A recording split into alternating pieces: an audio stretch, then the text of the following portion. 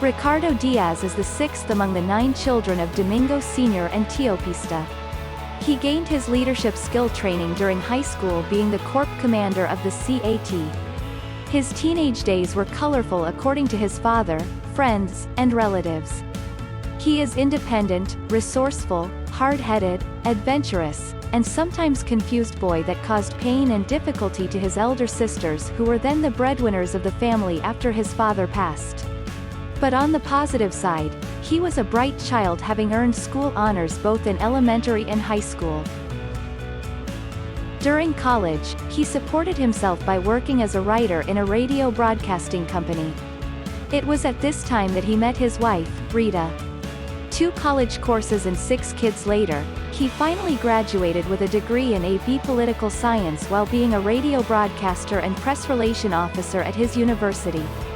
Because of his growing children, he developed a strong desire to achieve more. Even though he was already a popular radio personality in Bicol, especially to lady listeners, he decided to pursue Bachelor of Laws.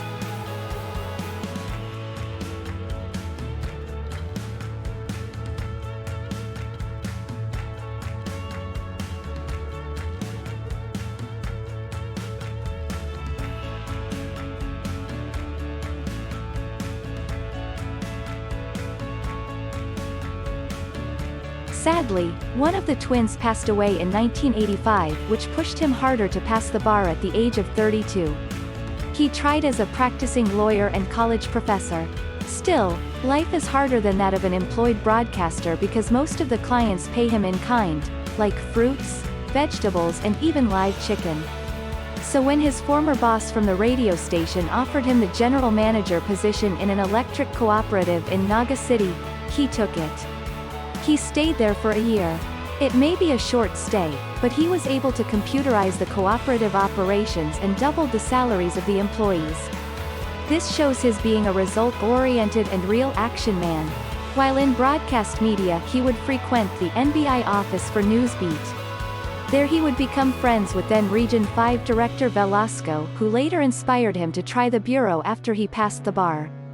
It was a tough decision to join the bureau because it will separate him from his family. But the call to public service and a good future for the children made him settle for this new career.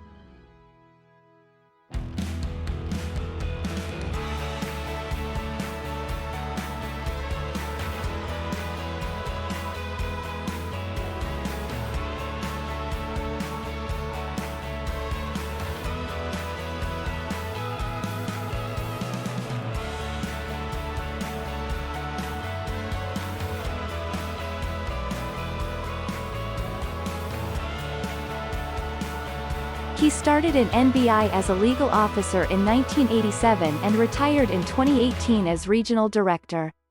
Because of his dedication and perseverance in his job, he was given the chance to join the FBI training and later graduated.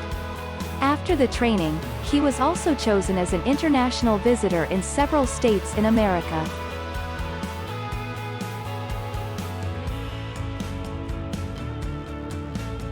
He was lucky to become the NBI spokesperson at the height of the Nita Blanca case, but it messed up his peace of mind with the never-ending interviews of annoying reporters. On the other hand, it made him a little bit famous.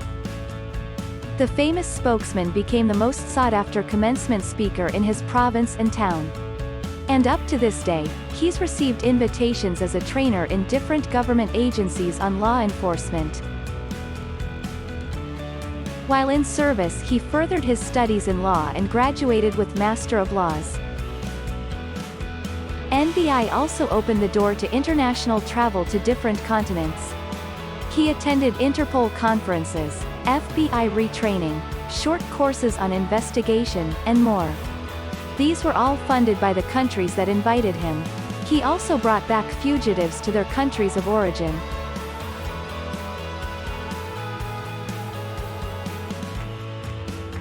On the lighter side, on every occasion, he always embraced the tagline, "Give it all."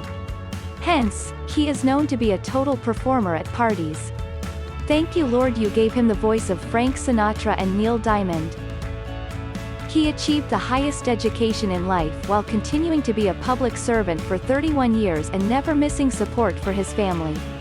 Despite being away because of his career, he was able to raise his 7 children until they finished their respective degrees.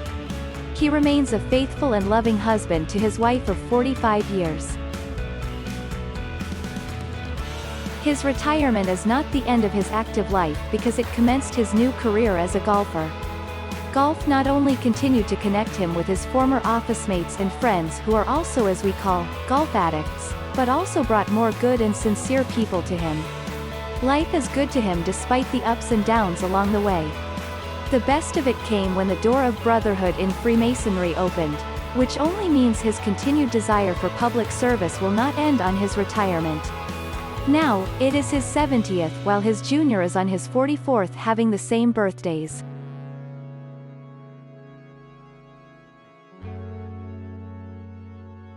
Turning 70 means 7 colorful decades and counting.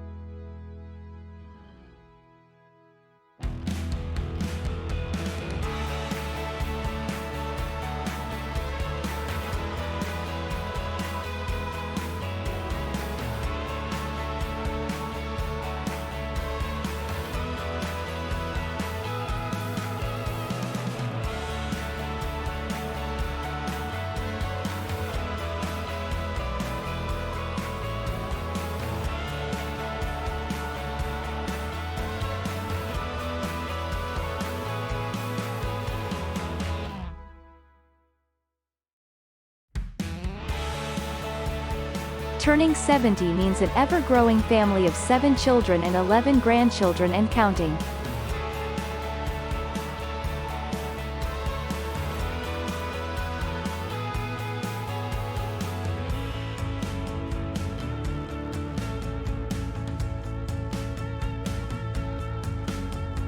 And we are all here today to celebrate this wonderful milestone and to cheer on the next pages ahead. Happy birthday!